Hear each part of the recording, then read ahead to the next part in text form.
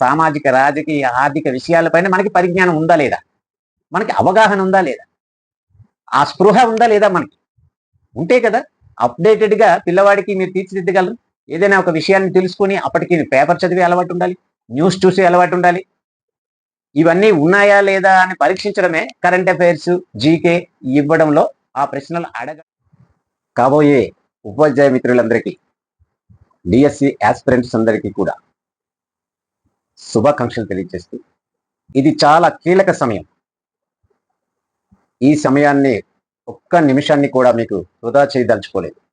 చాలా ఇంపార్టెంట్ విషయాలు మాత్రం మనం మాట్లాడదాం. అభ్యర్థులు ఇంతవరకు తాము ఏం చదివారు, ఇంకా ఏం చదవాల్సి ఉంది అని ఆలోచించుకొని దానికి ఈ సమయంలో దాన్ని ఎలా ఫుల్ఫిల్ చేయాలి అనుకోవడానికి ఇది కీలకమైన సమయం. ఈ కీలకమైన సమయంలో మీ సమయం వేస్ట్ చేయదలుచుకోలేదు నేను. ఇంపార్టెంట్ పాయింట్ చెప్తాను. చివరి దాకా మీరు విని ఇటువంటివి మళ్ళీ నెక్స్ట్ నా వీడియోలు మీ వరకు చేరాలంటే ఛానల్ని సబ్స్క్రైబ్ చేసుకోండి. అలాగే లైక్ చేయండి. మీ మిత్రులకు షేర్ చేయొచ్చు, చేయకపోవచ్చు, అది మీ ఇష్టం. కానీ మీరు లైక్ చేయండి, మస్ట్ లైక్ చేయండి.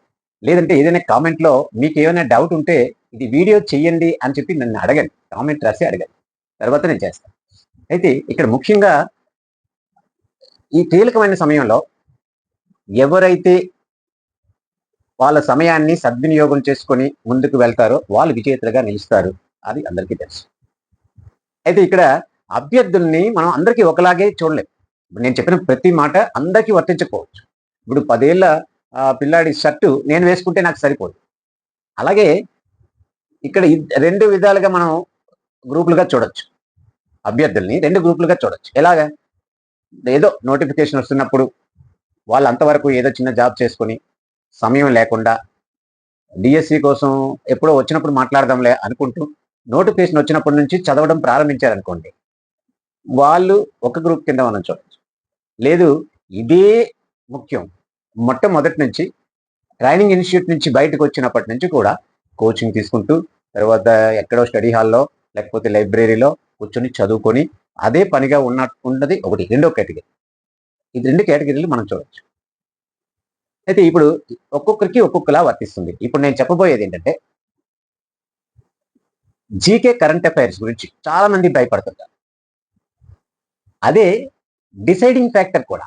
ఫలితాలను నిర్ణయించింది జీకే కరెంట్ అఫైర్స్ అని నేను అంటాను. అది అవునా కాదా లాస్ట్ వరకు నా వీడియో విని మీరు చెప్పండి.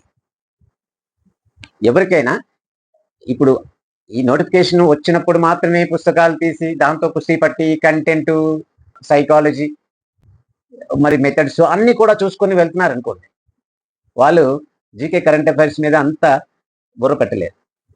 ఎందుకంటే సైకాలజీకి కానీ లేకపోతే కంటెంట్కి కానీ మరి ఇంకా మెథడ్స్ కానీ మీకు ఒక పరిధి ఉంటుంది. ప్రిస్క్రైబ్డ్ సిలబస్ ఉంటుంది. దానికి బుక్స్ ఉంటాయి. మనం తెచ్చుకోవచ్చు. మొత్తం అన్ని కవర్ చేయొచ్చు. అంతకు మించి బయటికి వెళ్ళడానికి లేదు. మొత్తం కవర్ చేసిన వాళ్ళు మన కమాండ్ ఉండి సబ్జెక్ట్ మీద పూర్తి కమాండ్ ఉంటే మీరు ఎక్కడికో వెళ్ళిపోరు. కాకపోతే కొంచెం మీకు అది అర్థం కావచ్చు, అర్థం కాకపోవచ్చు. డైరెక్ట్‌గా, ఇండైరెక్ట్‌గా కొంచెం అటు ఇటు తిప్పి క్వెషన్ అడగొచ్చు తప్పించి ఎక్కడికో వెళ్ళిపోరు. కానీ కరెంట్ అఫైర్స్ జీకేలో మాత్రం ఎక్కడి నుంచి ఎక్కడికైనా వెళ్ళొచ్చు. దానికి పరిధులు ఉండవు, పరిమితులు ఉండవు, బార్డర్స్ ఉండవు, బౌండరీస్ ఉండవు. అది ఇంటర్నేషనల్ అవ్వచ్చు, నేషనల్ అవ్వచ్చు, లేకపోతే స్థానికం అవ్వచ్చు, ఇంకా విద్యా సంబంధమైనవి అవ్వచ్చు, లేకపోతే ఇతరములు అవ్వచ్చు, ఏవైనా. జనరల్ నాలెడ్జ్ అన్నా కరెంట్ అఫైర్స్ అన్నా దానికి లిమిట్స్ ఏమీ ఉండవు, పరిధులు ఏమీ ఉండవు. ఎక్కడి నుంచి ఎక్కడికైనా వెళ్ళచ్చు. అయితే దాని మీద ఎవరైతే పట్టు సాధిస్తారో వాళ్ళే విజేతలుగా ఉంటారని మాత్రం నేను ఖచ్చితంగా చెప్తాను. ఎందుకంటే కంటెంట్ కానీ లేకపోతే మెథడ్స్ కానీ లేకపోతే మరి సైకాలజీ కానీ అందరూ ఒకేలా ప్రిపేర్ అవుతారు. అందరికీ ఒకేలా అర్థమవుతుంది, ఒకేలా వస్తుంది అనుకుందాం. ఎందుకంటే మొదటి నుంచి బాగా దాని మీద స్టడీ అవుతున్న వాళ్ళ గురించి మనం చూస్తే అది అందరూ కూడా మరి ఇక్కడికి వచ్చేసరికి ఇది అందరూ ఒకేలాగా చదవలేరు కాబట్టి ఇక్కడ ఎవరైతే ఒక 4 మార్కులు ఎక్కువ తెచ్చుకుంటారో వాళ్ళకి అవకాశం ఉంటుందని చెప్పడం. ఎందుకంటే అది పద్ధతి, ప్రిపేర్ అయినటువంటి పద్ధతి వాళ్ళకి ఫలితాలను తెచ్చిపెడుతుంది. ఏంటి ఆ పద్ధతి? ఉదాహరణకి మనం ఎలా పట్టుకోగలం? మీరు పాత పేపర్లన్నీ స్టడీ చేయండి. దాంట్లో ఆ సంవత్సరంలో ఏదైనా ఒక ఇంపార్టెంట్ సంఘటన ఉందనుకోండి. ఆ సంఘటన మీద డైరెక్ట్గా కాకుండా ఏదో లోతుల్లోకి వెళ్ళి 360 డిగ్రీల కోణంలో ఏదో ఒక కోణంలో క్వశ్చన్ వేస్తారు. ఖచ్చితంగా అలా మీకు ఉంటుంది. కానీ కొన్ని పేపర్‌లో చూసినట్టయితే, ఆ పేపర్‌లో మీరు డైలీ ప్రాక్టీస్ చేస్తారు కదా! ఆ ప్రాక్టీస్ చేసినప్పుడు మీరు అది పట్టుకోవాలి. ఓహో! అప్పుడు ఆ ఇయర్‌లో ఈ సంఘటన జరిగింది కాబట్టి, ఈ క్వశ్చన్ వచ్చింది. అది మీరు పట్టుకోగలుగుతారు. ఖచ్చితంగా మీకు అటువంటివి కావాలంటే దొరుకుతాయి చూడండి. ఇప్పుడు మనం ఉదాహరణకి తీసుకుందాం. ఉదాహరణకి ఇటీవల మనకి పెహల్గామ్‌లో ఉగ్రదాడి జరిగింది. అక్కడ పెహల్గామ్‌లో అదెక్కడుంది పెహల్గామ్? జమ్మూ కాశ్మీర్‌లో ఉంది. అది అది ఎవరైనా చెప్పేస్తారు. అది పెద్ద సమస్య కాదు, పెద్ద క్వెషన్ కాదు. జమ్మూ కాశ్మీర్‌లో పెహల్గామ్ ఉంది. పెహల్గామ్ అంటే ఏంటి? అదొక మంచి అందమైన ప్రదేశం. దాన్ని మినీ స్విట్జర్లాండ్ అని కూడా అంటారు. అక్కడ పర్యాటకులు వెళ్తున్నారు. పర్యాటకులు వెళ్ళేటప్పుడు పర్యాటకుల మీదకి దాడి చేసి 26 మంది పర్యాటకుల్ని హతమార్చారు. అది దాన్ని మన ఇండియా సీరియస్‌గా తీసుకుంది. ఇది పాకిస్తాన్ చర్యగాను భావించింది. ఎందుకంటే ఉగ్రవాదాన్ని పెంచి పోషిస్తున్నారు కాబట్టి పాకిస్తాన్ సైన్యమే ఉగ్రవాదాన్ని తయారు చేస్తుంది, శిక్షణ ఇస్తుంది. ఇటువంటిది అభిప్రాయం అనేది ఒకటి బలంగా ఏర్పాటు చేసుకొని ఇండియా డైరెక్ట్‌గా పాకిస్తాన్‌లో ఉన్నటువంటి ఉగ్ర స్థావరాలని అటాక్ చేసింది. ఆ తర్వాత వాళ్ళు కొంచెం మరి సరిహద్దుల్లో కవింపు చర్యలు చేశారు. మళ్ళీ అక్కడి నుంచి కాల్పులు జరిపించడం, యుద్ధం రావడం ఇది జరిగింది. యుద్ధం అని మనం అనలేం గానీ, యుద్ధం లాంటిదే జరిగింది. ఇప్పుడు కాల్పుల విరమణ ఇది. ఈ ఇన్సిడెంట్‌కి చాలా చాలా చాలా విధాలుగా మనం చూస్తాం. ఉదాహరణకి అంతకు ముందు సింధు నది జలాల ఒప్పందాన్ని నిలిపివేశాము మేము తాత్కాలికంగా అని మన ప్రధానమంత్రి చెప్తున్నారు. ఇప్పుడు ఆ ఒప్పందం జరిగిందంటే సింధు నది ఏంటి? సింధు నది అనేసరికి ఇప్పుడు మనం దాని చుట్టూ తిరగాలి. జీకే గురించి. ఉదాహరణకి మనం సింపుల్‌గా ఇది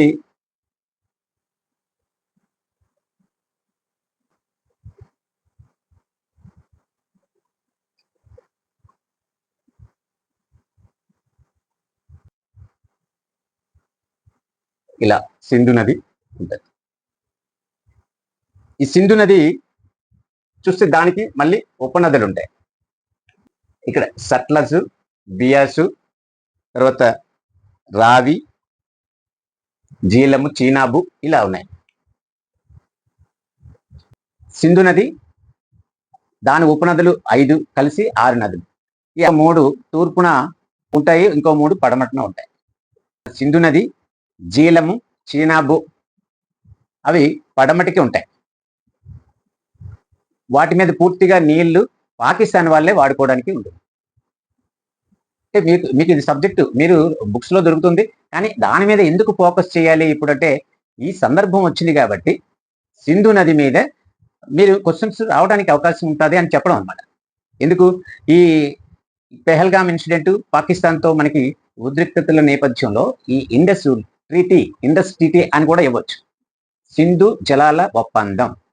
సింధు జలాల ఒప్పందం. ఇండస్ ట్రీటీ అని కూడా అనొచ్చు. ఇది దీని ప్రభావం అంటే దీని తాలుగా అగ్రిమెంట్ ఏంటి? ఒప్పందం ఏంటి? ఈ ఇండస్సు, జీలము, చీనాబు పైనుంచి ఇండస్సు, జీలము, చీనాబు ఈ మూడు నదులు ఇక్కడ ఇవి పశ్చిమ నదులంట. 80% నీళ్లు వాడుకుంటున్నారు పాకిస్తాన్. అయితే దిగువన ఉన్నటువంటివి సట్లజు, రావి, బియాస్. అన్నిటికంటే కింద ఉన్నది సట్లజు, రావి, బియాస్ అన్నవి ఈ 3 నదులు తూర్పు నదులు అంటారు.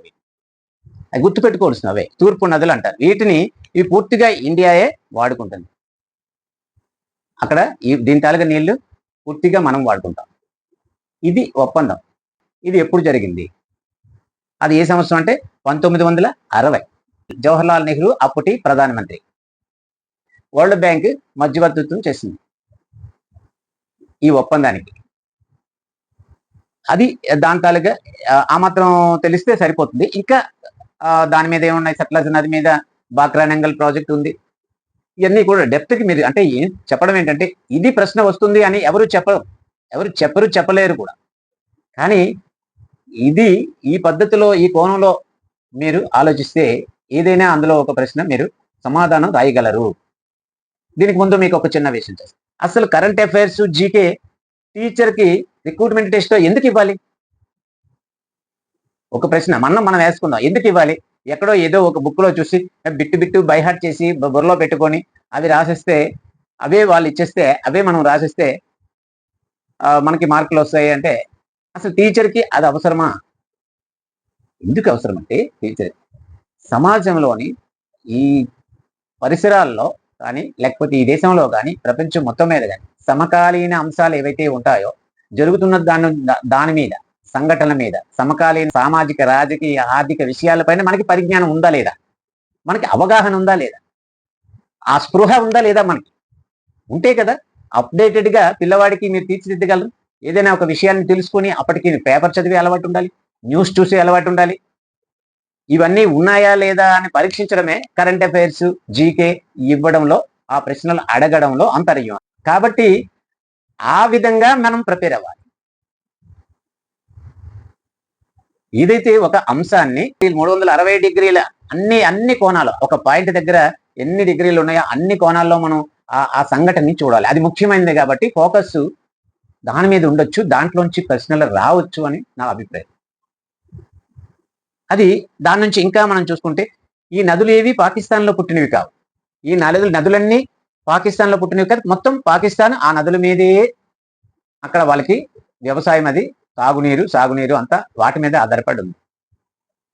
ఇప్పుడు అందుకే కీలకంగా మారింది. ఈ నదీ జలాల ఒప్పందాన్ని ఆపితే పాకిస్తాన్ దారికి వస్తుంది అన్న ఆలోచనతోటి దాన్ని తాత్కాలికంగా నిలిపారు.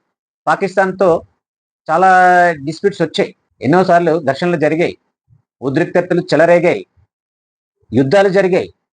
కానీ ఈ ఈ ఇండస్ ట్రీటీని మాత్రం ఆపలే. అంటే ఈ ఒప్పందం మాత్రం క్యాన్సిల్ అవ్వలేదు, నిలుపుదల కూడా చేయలేదు. నీళ్ళు ఇచ్చాం, ఎప్పుడు నీళ్ళు వెళ్తుండే వాళ్ళకి. ఇప్పుడు ఇది చాలా సంచలనాత్మకమైన నిర్ణయంగా అందరూ చెప్పుకున్నారు. దేశంలోని నిపుణులందరూ చెప్పారు, వేరే విషయం.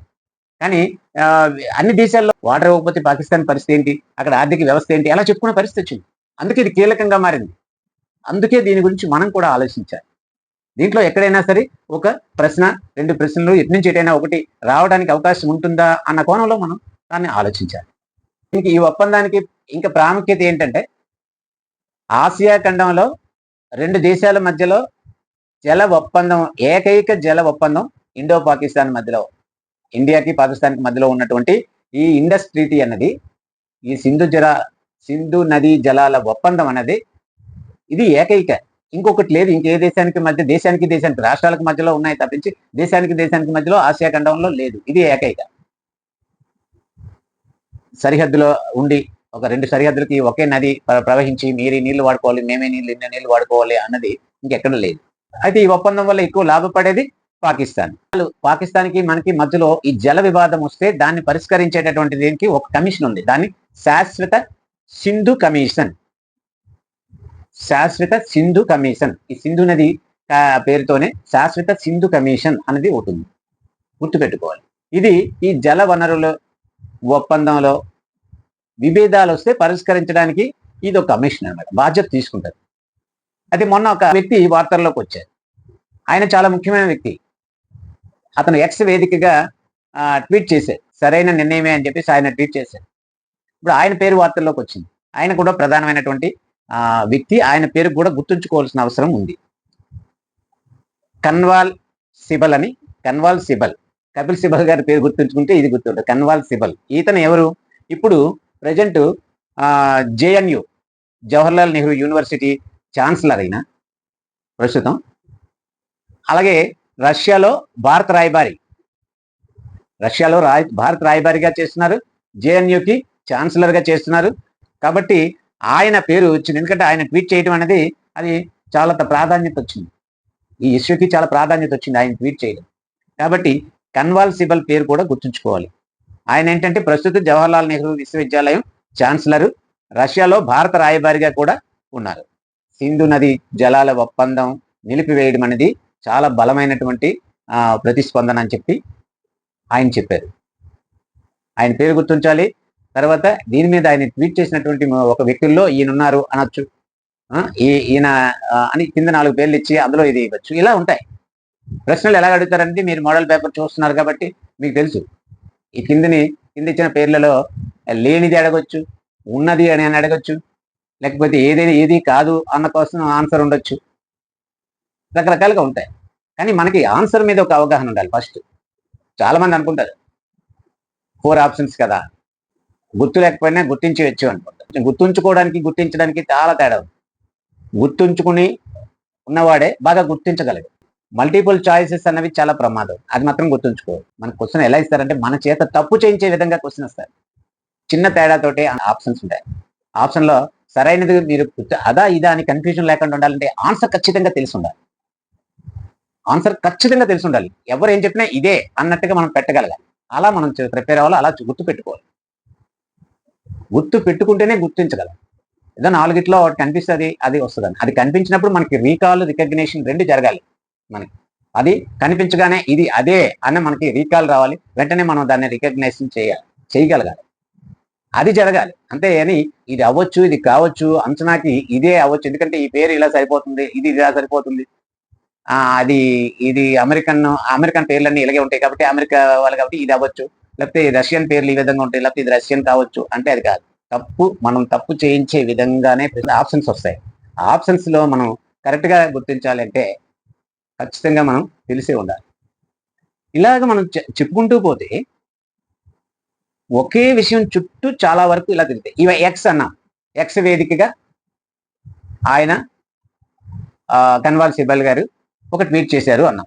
కానీ ఎక్స్ వేదిక వచ్చిందనేసరికి మనకి ఇంకో ఆలోచన వస్తుంది. ఎక్స్ వేదికగా వచ్చారనేసరికి మనం దాని గురించి ఎక్స్ అంటే ఏంటిది? దానికి పూర్వం ట్విట్టర్ అనేవాళ్ళు. ఎలాన్ మస్క్ ప్రపంచ కుబేరుడు. చూడండి ఎలాన్ మస్క్ అనే వ్యక్తి అటెళ్ళింది మళ్ళీ. మనం చిన్న ఆలోచన ఏటో ఒక ఇంపార్టెంట్ విషయం వెళ్ళిపోవడానికి. ఎందుకంటే అమెరికా ఎలక్షన్స్ కూడా ఈ ఏడాదిలో జరిగాయి కాబట్టి అక్కడ అమెరికాలో ఒక వ్యక్తి ఇంపార్టెంట్ వ్యక్తి ఎలాన్ మస్క్. ఆయన ఈ ఎక్స్ అనేటటువంటి ఈ సోషల్ మీడియా ప్లాట్ఫామ్ కి ఆయన అధిపతి. అంతకుముందు ట్విట్టర్ అని చెప్పి ఉండేది. ఈయన కొనుగోలు చేసిన తర్వాతే ట్విట్టర్ ని ఎక్స్ గా పేరు మార్చారు. ఇవన్నీ బిట్లే, ఇవన్నీ కూడా ప్రశ్నలే. ఏది కాకపోదు ఎలాన్ మస్క్ ప్రస్తుతం ట్రంప్ కి సలహాదారుగా ఉన్నారు. అమెరికా అధ్యక్షుడు ట్రంప్ కి ఎలాన్ మస్క్ సలహాదారుగా ఉన్నారు. ఎలాన్ మస్క్ కి ఉన్నటువంటి సంస్థల్లో ఇంపార్టెంట్ సంస్థలు ఏముంటాయి? ఇప్పుడు మనం మన ఇండియాకి రమ్మని చెప్తున్నాం కాబట్టి అది టెస్లా కార్ల కంపెనీ ఒకటి ఉంది.